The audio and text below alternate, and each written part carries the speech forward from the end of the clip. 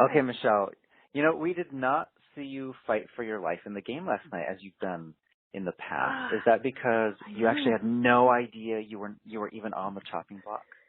Okay, so this was a series of unfortunate events here.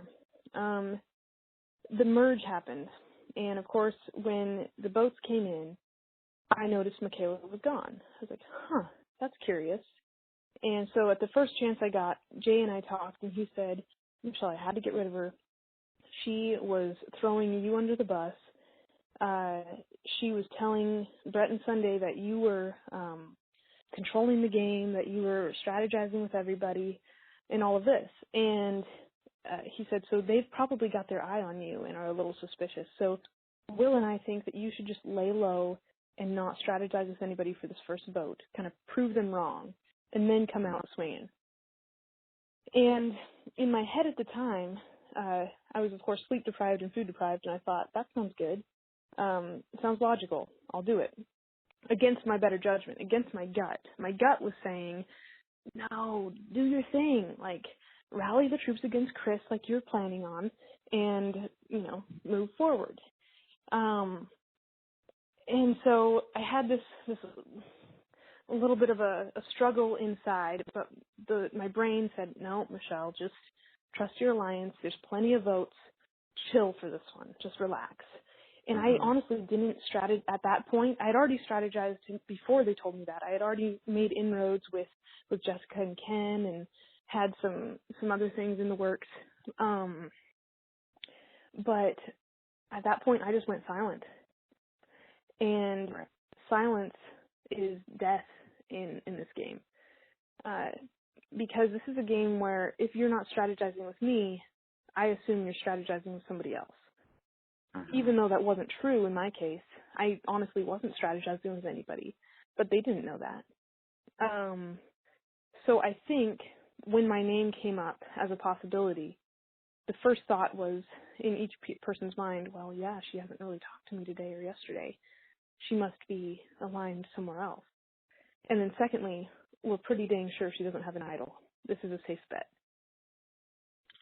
So when you watch it on TV last night and you actually see what happened, it looked as though, this is what I got out of it. Adam's group wanted to get out Jay, but they had a fear that he had an idol, so they're like, oh, let's just go with his, second in command, Michelle. Let's get her out instead. Is that kind of how you saw things happening? Yeah, that could definitely be part of it.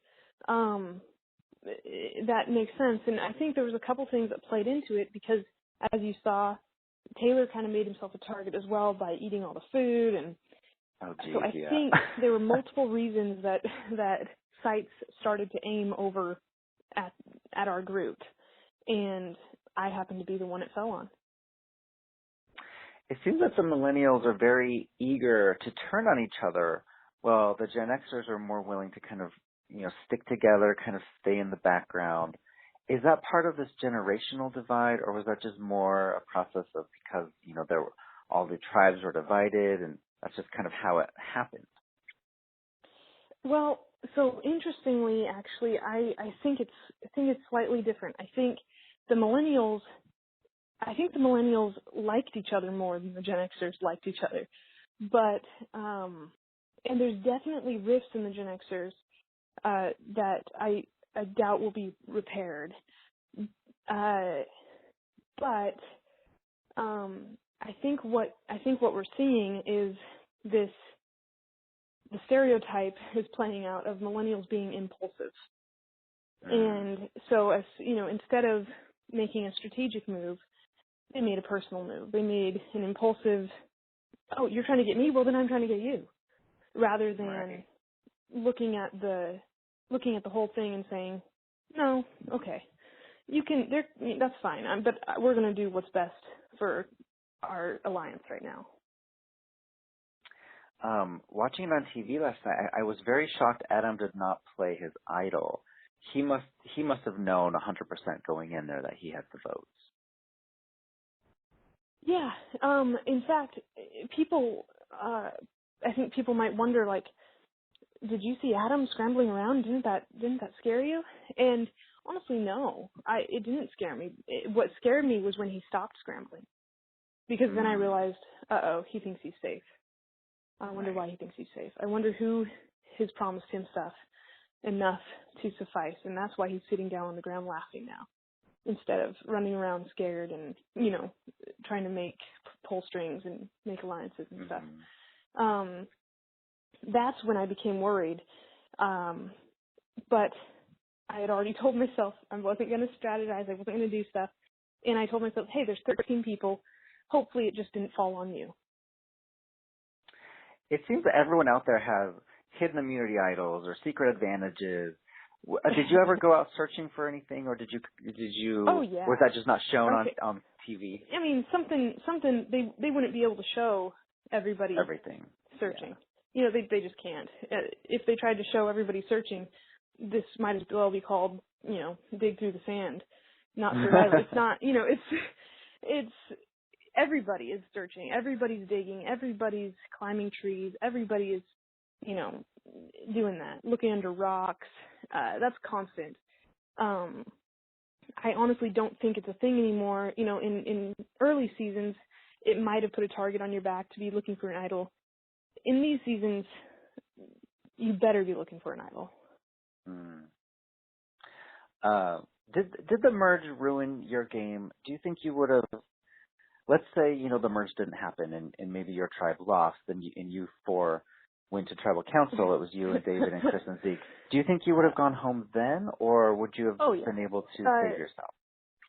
The merge was not what killed my game. I killed my game with my, instead of following my gut, listening to my alliance, and putting my life in the game in somebody else's hands. That was not smart. But, and I would have, without a doubt in my mind, I believe I would have squirmed out of that situation post-merge. And it would have been fine had I actually been strategizing. However, pre-merge, I feel like that was actually more of a foregone conclusion. I couldn't make inroads. I was trying every day. I might have been getting a little bit closer here or there, but the leper outside the city gates. They wouldn't look at me. They wouldn't touch me. They wouldn't strategize with me. I was not, unless I found an idol, that would have been tough. If we would have lost, yes, I would have been swinging and fighting till my last, breath. But I didn't have much hope that I would have found an inroad. Well, let's end on a positive note because you did make some good moves. What move are you most proud of? Oh man, of course the Mari blindside in episode 2.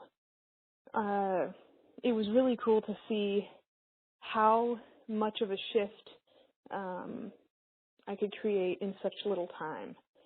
That was exciting. That was something that I think really allowed me to play the game how I wanted to play it. And had I gotten more opportunities, for instance, post-merge, I think we would have seen some more cool gameplay like that. Well, now that all is said and done, who do you hope wins the $1 million? I think there are 12 people left. Who do I hope wins? That's tough.